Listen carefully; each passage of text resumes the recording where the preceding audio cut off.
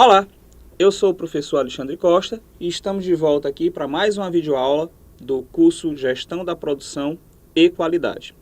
Hoje a gente vai estar conversando sobre gestão estratégica da produção e projeto e também vamos conversar um pouco sobre instalações em administração da produção, localização e arranjo físico ou layout. Então, para começar, a gente tem que pensar a respeito do conceito de estratégia. Iniciando gestão estratégica da produção e a parte de projetos, primeiro a gente tem que pensar em estratégia. Então, estratégia é uma palavra que vem de origem grega, de estratégos, no caso. Então, a definição de estratégia não tem consenso nenhum. Você pode pensar várias formas. Então, a gente pode dizer na parte militar que a estratégia era dita a arte do general, que traçavam planos considerando contingências do meio ambiente para que pudessem vencer batalhas ou guerras. Então, para o teórico Lobato, a estratégia era um caminho estabelecido de acordo com a ação estabelecida para vislumbrar objetivos organizacionais e cumpri-los de forma vitoriosa. Então, por que a estratégia é tão importante para as organizações? Porque, no final das contas, a gente vive um mundo que a mudança é constante.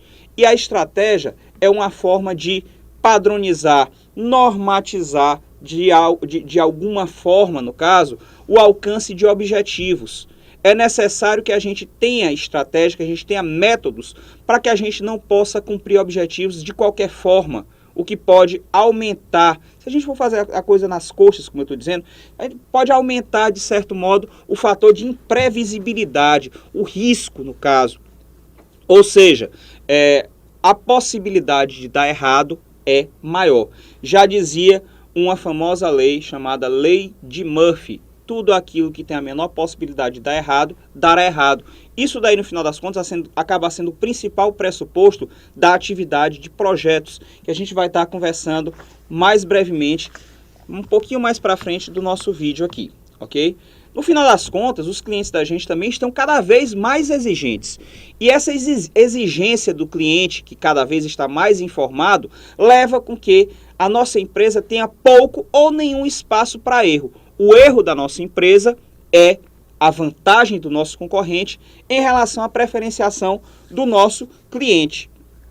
Então, tomar uma decisão estratégica significa tomar decisões que vão levar em consideração fatores dentro da organização, como prazo, como qualidade, como necessidade do cliente, fora o fato de que a estratégia ela é traçada a priori para longo prazo.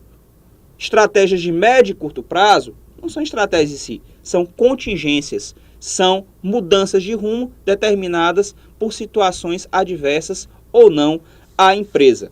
Então, é necessário para que a empresa possa fazer suas estratégias, que ela conheça bem o seu ambiente interno, sua estrutura, e também que ela tenha bastante conhecimento do seu ambiente externo, a concorrência, os clientes, o governo, o mercado em si. Os ambientes da organização são, obviamente, o ambiente interno, que, no caso, são seus setores, as pessoas, seus recursos, todo o apanhado de entes que são variáveis internas controláveis pelo gestor, que vão propiciar uma condição favorável ou desfavorável para a empresa em relação ao enfrentamento desse ambiente. Tanto que a gente, quando analisa a estrutura interna da empresa ou o ambiente interno, a gente fala, no caso, de pontos fortes e fraquezas da empresa, ok? Então, a gente pode também olhar para o ambiente externo da empresa. Ambiente esse que é composto por vários outros entes, como eu falei, os concorrentes, os clientes, a sociedade em si, as diferenças culturais, políticas, demográficas, tributação, governo, por aí vai. A gente acaba olhando para o ambiente externo através do filtro de oportunidades benéficas à empresa ou ameaças que podem colocar em xeque a sobrevivência da nossa empresa. Então, muita coisa pode dar errado no ambiente externo. O concorrente pode estar mais bem preparado. Os fornecedores que são externos à sua empresa podem não ter sua matéria-prima. O cliente pode deixar de comprar. As exigências legais podem aumentar. Uma série de coisas pode acontecer. Pode ser que você não tenha nem pessoas para trabalhar dentro da sua empresa. As pessoas ouvem do ambiente externo. Pode ser que não tenha gente qualificada, que é o exemplo de muita coisa que acontece no nosso país hoje em dia. A gente está perdendo várias oportunidades porque a gente não tem pessoas que estão dispostas a se qualificar, como o querido amigo e amiga que estão em casa hoje tentando buscar um sucesso profissional. Então, é necessário que a administração da produção ela não é isolada da empresa no contexto estratégico de jeito nenhum. Então, é necessário que você saiba que a administração da produção acaba utilizando uma grande variedade de insumos dentro da empresa, de recursos. E esses recursos, eles vão fazer falta em algum lugar, eles têm que ser balanceados de forma estratégica, divididos com o restante da empresa. Então, qualquer modificação nesse processo produtivo, nesse uso de recursos, vai levar tempo e algumas vezes essas mudanças são irreversíveis. Qual o impacto que isso daí vai ter na empresa? Então é necessário que haja uma atenção muito grande na forma que vai ser negociada, produzida, colocada essa estratégia em prática. Então é necessário que haja um planejamento de longo prazo, porque a organização inteira vai ser afetada. E esse planejamento deve visar um resultado efetivo, um resultado duradouro, de modo que haja um aumento da competitividade, o alcance da dita vantagem competitiva, aquilo que eu estou fazendo, que estou na frente do meu concorrente, que estou na frente do mercado, que vai fazer com que alguém lembre da minha empresa no momento que for pensar neste produto ou serviço específico produzido por mim. Então é importante que o gestor da produção pense estrategicamente, pense a longo prazo, pense no futuro, faça tudo com planejamento, como uma espécie de general da sua própria empresa. Tem que tomar decisões conhecendo o ambiente interno, conhecendo as oportunidades e ameaças do ambiente externo, conhecendo as fraquezas e as forças da minha empresa por dentro e tentando combater qualquer tipo de ameaça externa à empresa. Já em relação ao projeto em administração da produção, vamos começar conversando a respeito do seguinte. O projeto, no caso, ele é uma atividade conceitual e também é uma atividade de transformação. Então, um belo dia, você acorda e tem a ideia de criar um novo produto. Você tem ideias empreendedoras o tempo inteiro. Você tem ideias de colocar novos produtos no negócio. Eu acho que todo ser humano tem pelo menos N ideias dessas ao longo de uma semana. Tem uns que tem ao longo de dia. Do mesmo dia pensa, pô, para eu sair dessa pindaíba eu podia estar colocando uma padaria. Ou eu podia estar fazendo um novo tipo de supercomputador. Ou eu podia fazer um novo videogame. Por aí vai. Você tem N ideias por dia. Das mais básicas às mais deslumbrantes. Mas aí é que está a grande diferença entre a ideia e o que está no mercado. É a atividade de projeto. A atividade de projeto vai transformar o conceito, que é a ideia que você teve, que a empresa teve, em um produto ou serviço. Ou então, numa especificação para fazer esse produto ou serviço acontecer. Ou no produto e serviço, ou no manual no manual de instruções que possa fazer com que esse produto ou serviço possa acontecer no final das contas. Certo? Então, o projeto pode ser também conhecido como um esforço para atingir um objetivo específico por meio de um conjunto de tarefas interrelacionadas e a utilização eficaz de recursos. É muito interessante para que a atividade de projeto dê certo. Vamos mais uma vez lembrar para você não se perder. O projeto é transformar uma ideia da empresa num produto ou serviço que vai lá para o mercado. Então, esse produto ou serviço vai atingir necessidades. Então é interessante que seja bem definido, num primeiro momento, o que a gente chama de escopo do projeto. O escopo é o bojo do projeto, é o do que o projeto vai tratar, o que ele quer produzir. Além disso, é necessário que seja bem definido uma figura que a gente chama de cronograma, ou seja, o gerenciamento do início, desenvolvimento e fim do projeto. Todo projeto é limitado. O projeto serve só para fazer com que aconteça aquela primeira atividade que vai dar início à produção rotineira de um produto ou à prestação rotineira de um serviço. A empresa não vai ficar o tempo todo fazendo o projeto daquele produto ou serviço. Ele vai acontecer uma vez e depois vai acontecer a produção rotineira desse produto ou serviço. Exemplo, sem fazer propaganda. Existe uma lanchonete de fast food, que vocês devem conhecer por aí, que de vez em quando ela tem 6, no caso, produtos que ela produz rotineiramente. De vez em quando você pode notar, quando você chega nessa lanchonete, que eu não vou nem dizer o nome dela, mas você sabe qual é, aquela que tem aquele palhacinho bonitinho, aquele palhaço que é o garoto propaganda. Quando você chega lá, de vez em quando você pode notar que tem um sanduíche novo, mas ele não faz parte daqueles 6 sanduíches normais. Na realidade, a empresa está fazendo um teste com o cliente para ver a aderência, ou seja, a aceitabilidade daquele produto em relação ao público-alvo. Se aquele produto vender bastante, você pode ter certeza que um daqueles 6 sanduíches rotineiros irá sair daquele hall para a entrada desse sanduíche que foi projeto, que foi testado.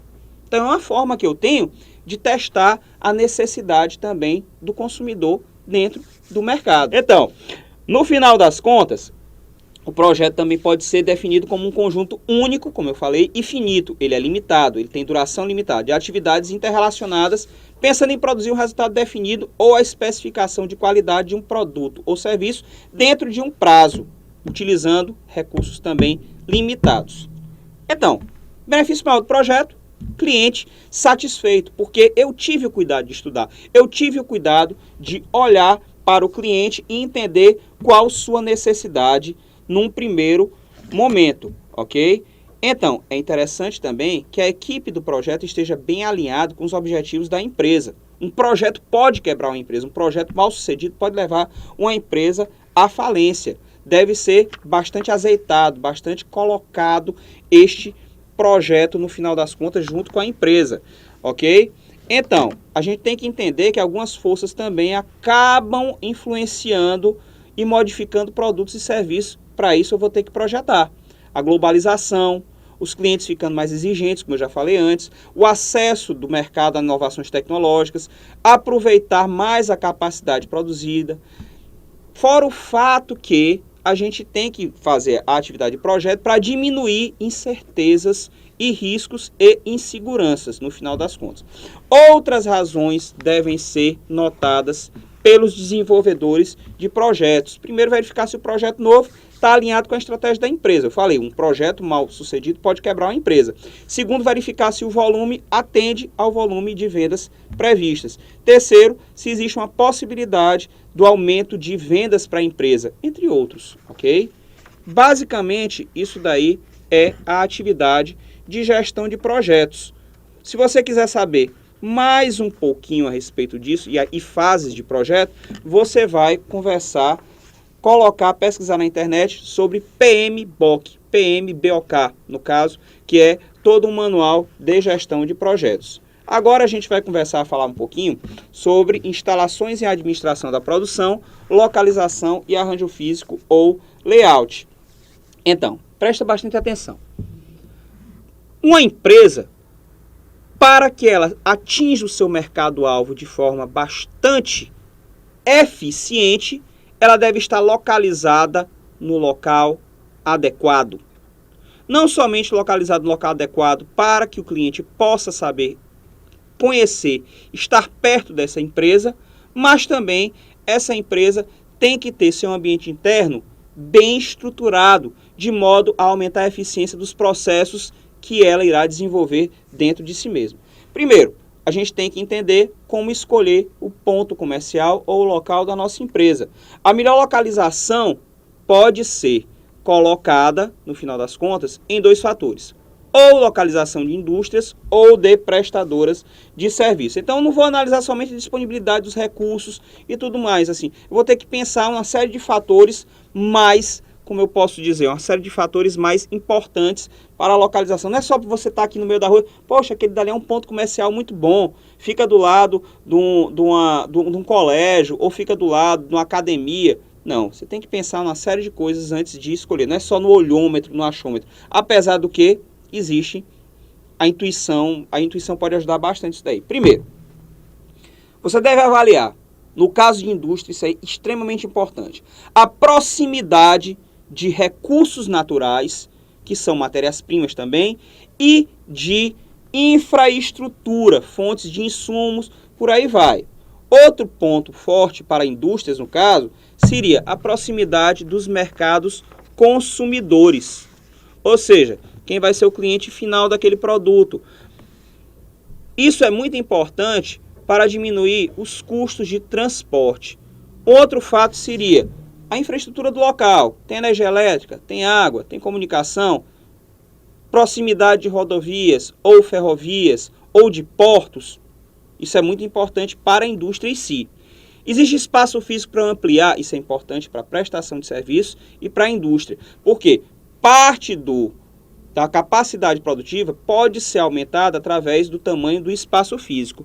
Agora, tem algumas outras coisas que a gente pode pensar também para a prestação de serviço que a gente não conversou aqui somente na apostila. A prestação de serviço, ela normalmente funciona melhor, principalmente quando ela está mais próxima do cliente e quando está mais próxima do concorrente em determinados pontos. Mais próxima do cliente, por exemplo, a padaria. A padaria é uma prestação de serviço. Você não vai numa padaria atravessar o outro lado da cidade, você vai na padaria que está na sua esquina, obviamente. E normalmente determinados tipos de prestação de serviço são mais interessantes quando estão perto do concorrente. Então, se você vai atrás de um material de elétrico, antena, por aí vai, normalmente você tem várias empresas que são do mesmo tipo, uma do ladinho da outra, para você ter esse tipo de, como eu posso dizer, esse tipo de acesso àquela loja, no caso, ok?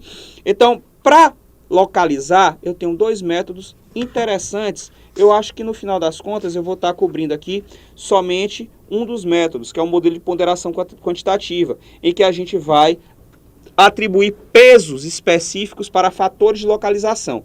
Veja bem, na coluna da esquerda eu tenho vários fatores relevantes. Eu atribuí pesos, ou seja, características de importância, e mandei duas equipes, uma para cada cidade.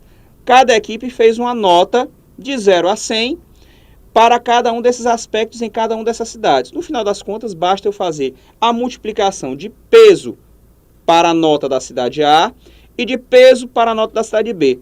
Realizo a somatória das colunas.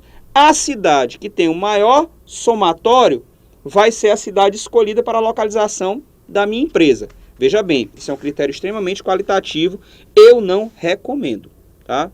Existem outros tipos de fatores de localização, de cálculos de localização que são mais pertinentes e mais exatos. Se você quiser, mande um e-mail para mim, alexandre.costa@ifp.edu.br, que a gente vai estar conversando a respeito.